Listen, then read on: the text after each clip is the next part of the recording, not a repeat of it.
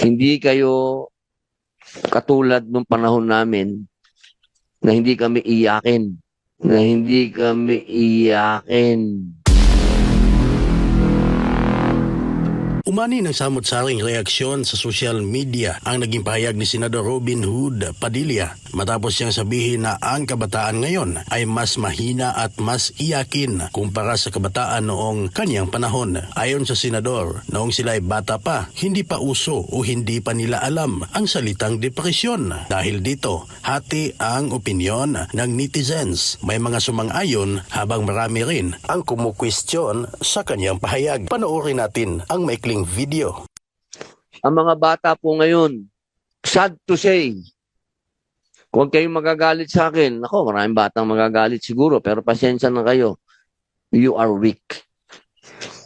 Hindi kayo katulad nung panahon namin na hindi kami iyakin. Natuto kami sa kalsada.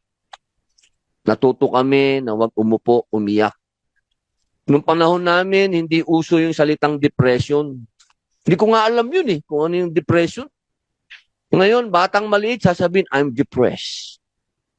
Magulo. Kaya sana po, pag-usapan po natin ito. Sino nga ba si Robin Hood Padilla, ang kanyang tunay na pagkatao? Si Robin Hood Ferdinand Carreño Padilla, mas kilala bilang Robin Padilla, ay isang dating action star at kasalukuyang senador ng Pilipinas. Ipinanganak siya noong Nobyembre 23, 1969 sa Dait, Camarines Norte. Sa larangan naman ng edukasyon, nag-aral si Robin Padilla sa Shin College of Quezon City para sa kanyang elementarya. Sa high school naman, pumasok siya sa St. Louis University Boys High School sa Baguio City. Ngunit hindi niya agad natapos ang kanyang pag-aaral matapos piliing tahakin ang mundo ng pag-aartista sa murang edad.